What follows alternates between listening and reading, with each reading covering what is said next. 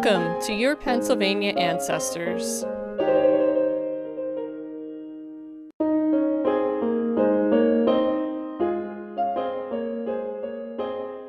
This is Denise Allen with PAAncestors.com. In genealogy, we spend a lot of time talking about brick walls. The term brick walls refers to areas where we're stuck in our genealogy research, and this usually involves trying to find the parents of an ancestor. Sometimes it's even when an ancestor specifically arrived in America. In this episode, I had the great fortune to interview Michelle Ebert, a 10-year volunteer and board member of the Berks County Genealogical Society. She's been helping researchers for over a decade to help break down their brick walls using local records in Berks County. She has helped hundreds of people and really knows what you've been struggling with and can give you advice on how to break down those brick walls. And now, here's Michelle.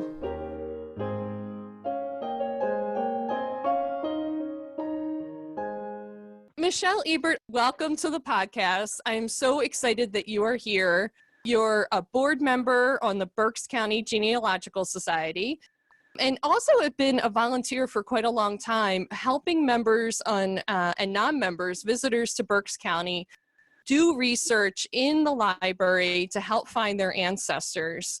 I would love for you to tell the people listening how you got involved in genealogy and why you're volunteering so much time with the Genealogical Society. How I got involved in genealogy. My mother, she had to quit school when she was 16 because her mother died and she was one of the eldest, so it was up to her to take care of the brood of kids, and they did have a big family. And through this, her and her sister became exceedingly close. And they used to sit and talk about their life when they were growing up. And I always was one that really enjoyed listening to stories like that. And one of the stories that they said was my great-grandfather, who they came from Schuylkill County. And I always said that I am a second-generation coal cracker because my mother was the first to be born down here. But they came from Schuylkill County, and my great-grandfather, when he died, he was wealthy, and they never found his money. So through this, I decided I was going to try to find out more information. And I went over to the local genealogy place, which was Berks County Genealogical Society, walked in, didn't know anything other than my grandfather and my grandmother's name and my great-grandfather's name. And I walked in and I talked to the one woman, and I was lucky. Their last name was Hefner, and they had a wealth of books on Hefner, and I started looking. And I found plenty of information on Hefners, but they were up at Schuylkill County, and there was no information. But that was my first look, and it became like the thrill of the hunt. It sure is. It sounded like you started with like these family stories as you listened to, and then it turns into like questions and mysteries. Like, well, what happened, right? Yes. Like, yeah.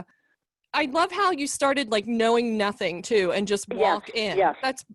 And I'll tell you what, I tell a lot of people, listen to the family stories and don't just assume that they're not true, because most times there is at least a touch of history. Now, in my research, I was very lucky.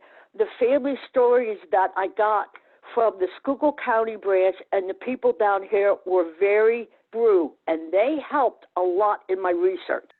So in terms of your research, I guess I'm trying to figure out how much help did you get from people today, right, and listening to stories and the people at the genealogical societies versus spending time on the internet doing searches? Like, what was more helpful to you? Okay, at the time I started genealogy, and that was probably 35 years ago, The computer was only starting to come into being, so everything was microfilm books. I had to do the regular old style research of that. Now, as times have gone on, definitely computer work, being able to access the records on the computer is definitely a big help. But you gotta research the old way too, because not every record is available on the computer. And also too, when you go back to the 1700s, that you got to remember, these people got off the boat. They didn't speak the language. They had accents. People were not highly educated. They spelled phonetically. And also, too, with the accents, a lot of times you didn't understand them. So you have to go back to the records, and you have to be able to look at everything.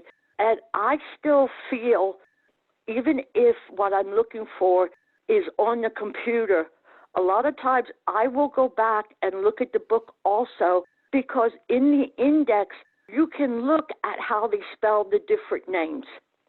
Yes, that is such a great tip. And that is something that when you're doing an internet search, you don't necessarily get that context of all the different names. Exactly. And not only that, even if you have the different variations of the names, I've seen the names, spelled, and it is nowhere near the variation that it could possibly be. And that is especially with the Germans because of the German-style handwriting. And Berks County, most of their immigration was German, especially in this area. Now, there was other groups that came in, like the Moravians and the Swedes, but we had a very high percentage of Germans. And plus, their handwriting was so different. And when people translate the German records, they interchange the different letters. It's so easy to have a different spelling. It really is. So that you just shared about the spelling, you obviously learned that in doing your research. Oh, so, yeah. And so how long have you been doing, you said 35 years of doing your own genealogy research, yes. But how long have you been volunteering in Berks County Genealogical Society? I would say close to 10 years. Wow, that is awesome. And what have you learned in that time about genealogy research, records, and helping people? Being a volunteer, I have definitely learned much more of what is available in our library. Also, too, I still ask questions to this day. Even though I've been doing this for over 30 years, you can still learn. I think for people that haven't contacted a genealogical society at all, like they've never walked into one, they've only done searches on Ancestry, I don't think they realize exactly what might be at, I guess, any genealogical society. But I know Berks County is pretty special and has a pretty extensive collection. So what kinds of things do people come there for, or do you show them that they're like, wow, I didn't know you guys had that? Well, first of all, I try to find out what they're looking for and what family they're looking for. And we are a self-help library, which means we are there to help you, and we will help you, we will answer your questions, but you have free range of the library. I really like the concept of being able to walk around and look, because you don't always know exactly what you are looking for. And there have been so many times when I was doing research myself, I walked around, looked at books, opened them up, and found stuff that I would never have even thought of. I totally agree. I do the same thing. So I know like BCGS has like all these transcribed and indexed church records, right? Yes. I think it is one of the most extensive, well-organized collections quite frankly, I've seen anywhere. Thank you. It's incredibly thorough. And the other piece that the Genealogical Society has is that history of what churches are in what townships or as when, because you don't even know which records to look at.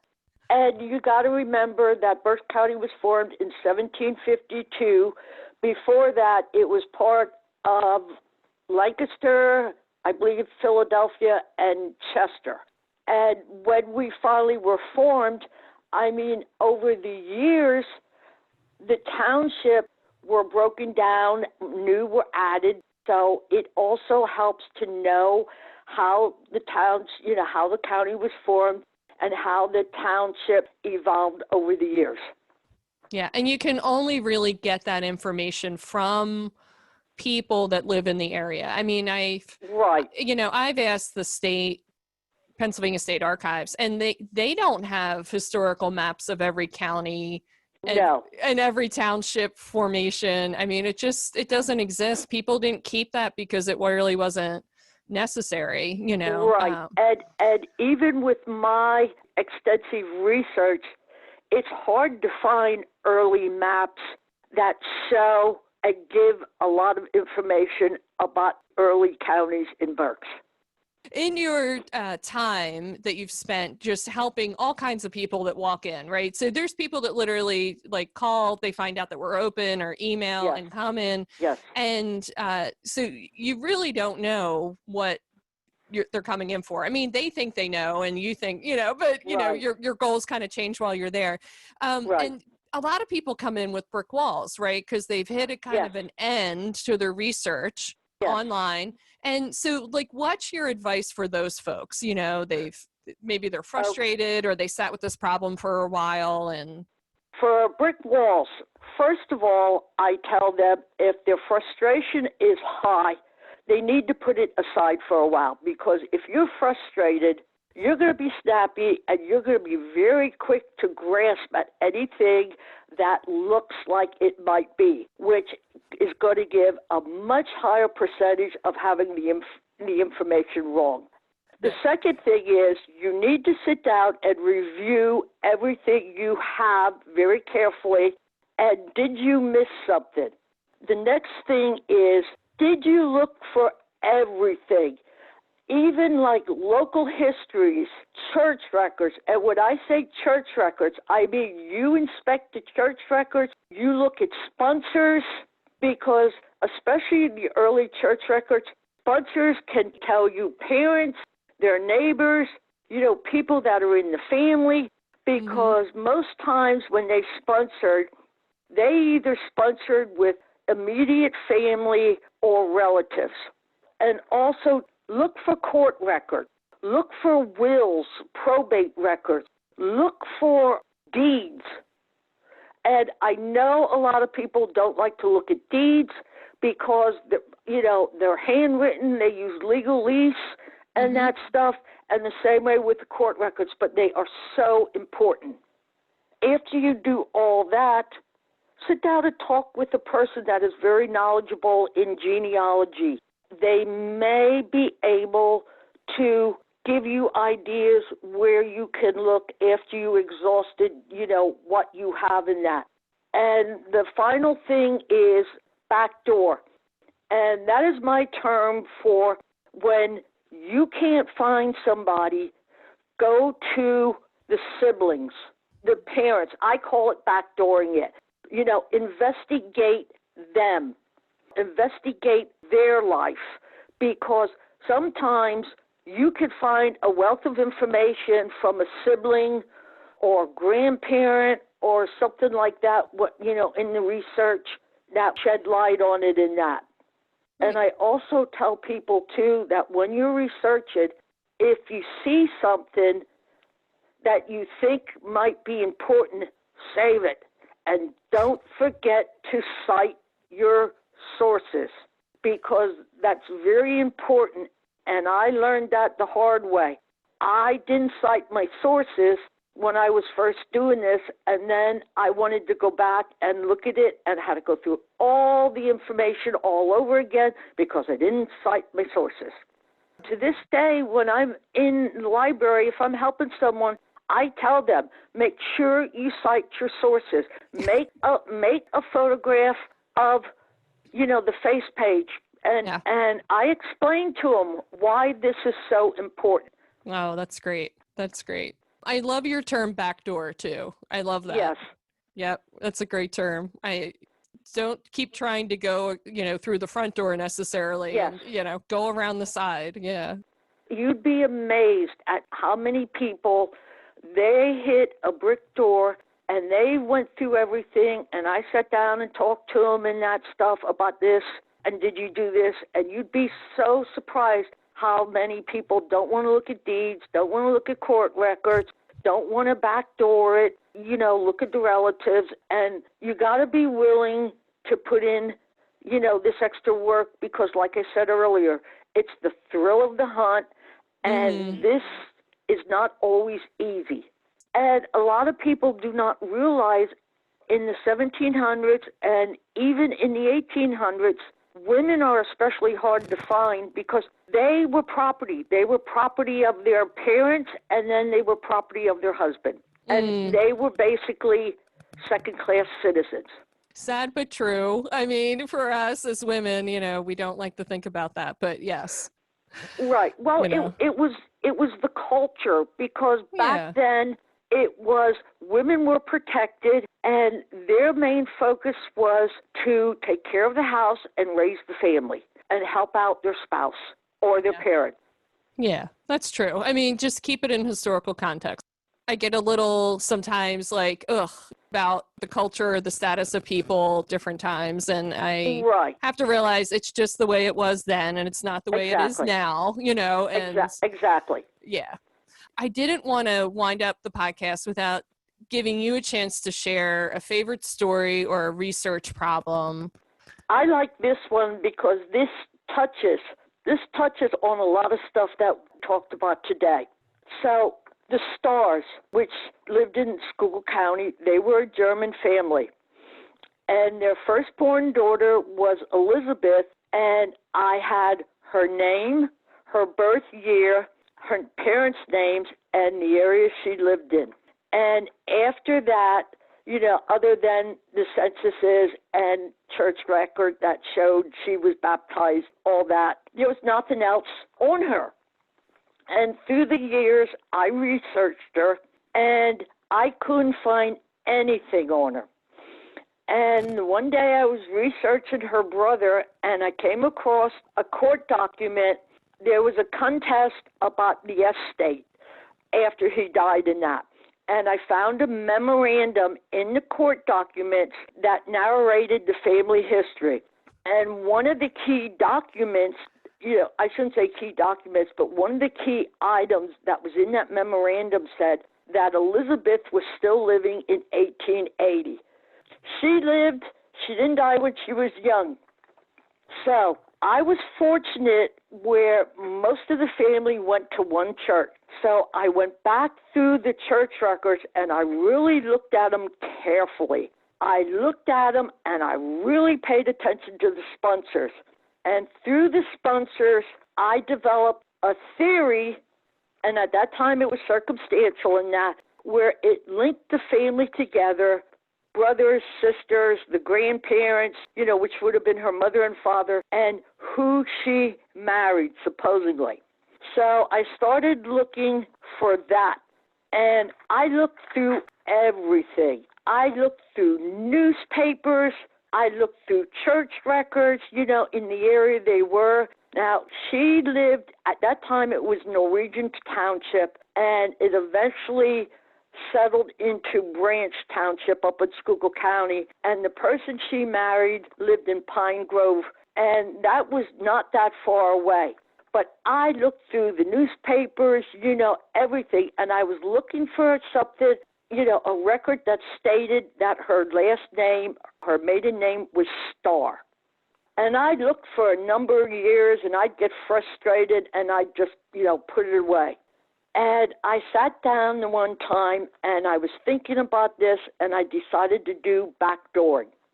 So I started looking at her children, and I started tracing her children. And the one child lived long enough that she had a Pennsylvania death certificate. And when I looked at it, it said, Father David Clemens, Mother Elizabeth Starr. There was my proof. There you go. Wow. There was my proof.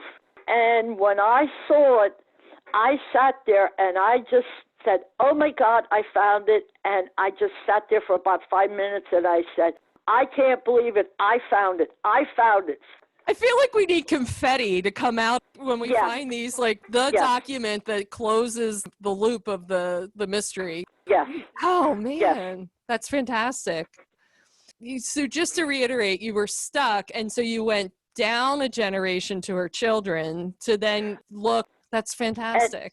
And it wasn't super important because it wasn't a direct descender. Now, other people with brick walls, if it's a direct descendant, yes, it's definitely more important.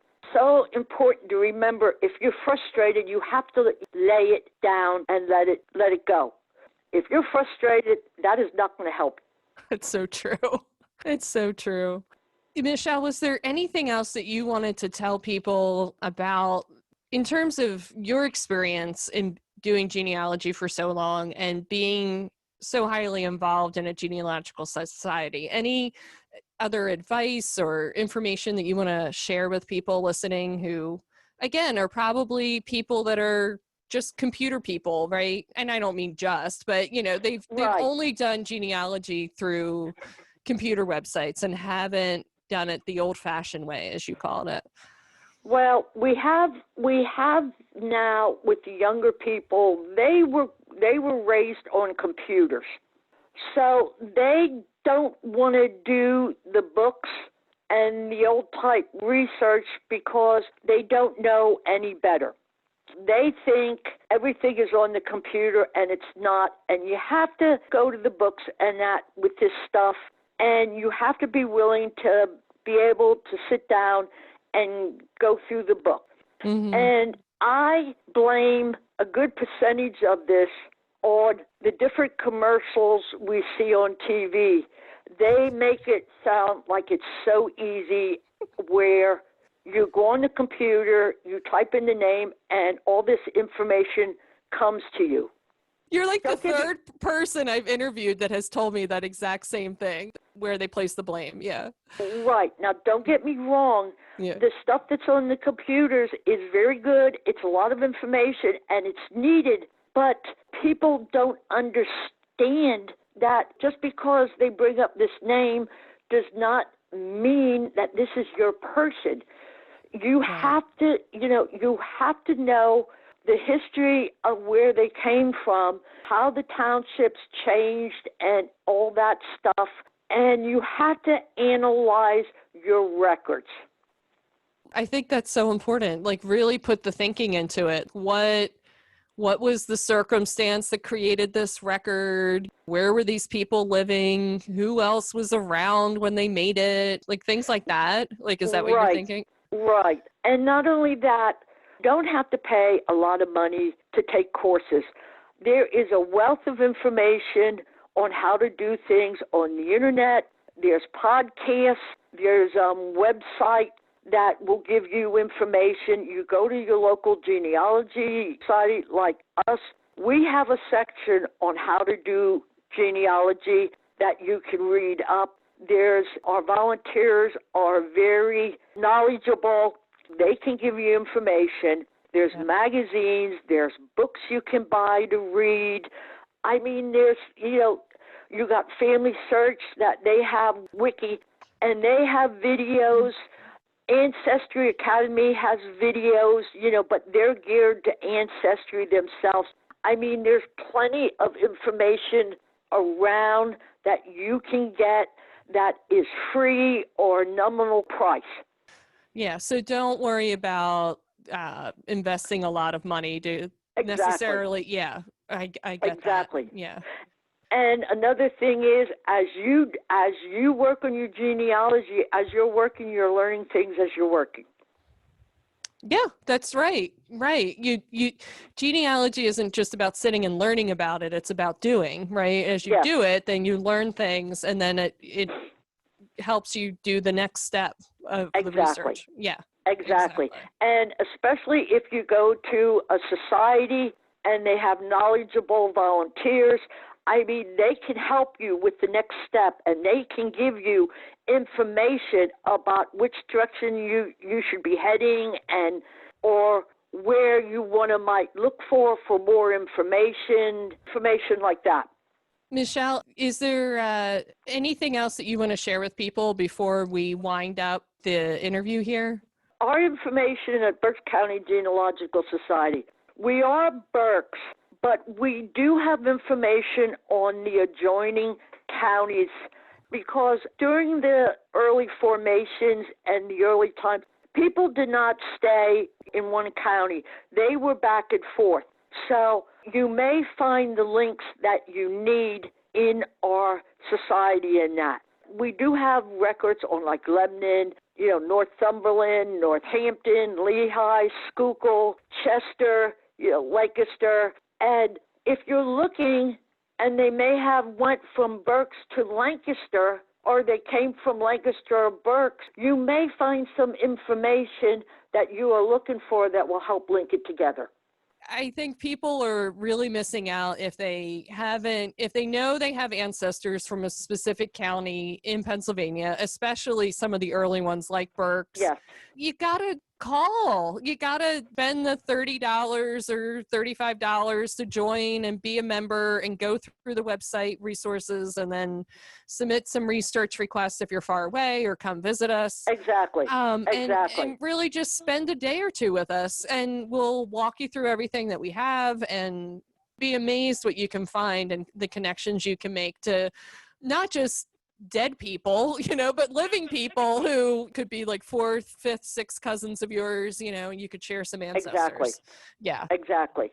Well, Michelle, Ebert, thank you so much for being on the podcast and just really sharing the depth of your experience and some really great stories with us. I think people listening will be more motivated and more excited to really dig through the records on their ancestors, all the records, not just the ones on the computer, and step out and make that visit to any genealogical society. It doesn't have to be Berks. It can be anybody, and the answers that they want on their ancestors. So thank you.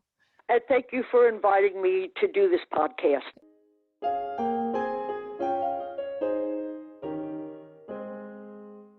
I want to thank Michelle for spending some of her pandemic quarantine time with us to share how to break down brick walls.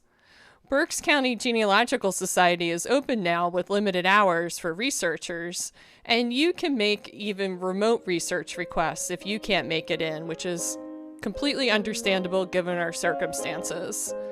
Pennsylvania also has local genealogical societies in every county of the state, and most are open for limited research right now. If you're looking for a list, go to paancestors.com.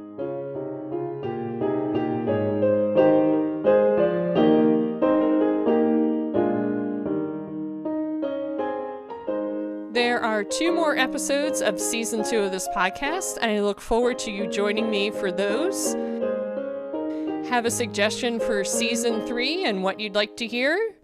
Or maybe a question about genealogy research? Go to paancestors.com and you can click Leave a Question to record a question, or you can hit Contact Me and fill out a form the old-fashioned way and send me an email. This is Denise Allen, and I hope you enjoyed the episode.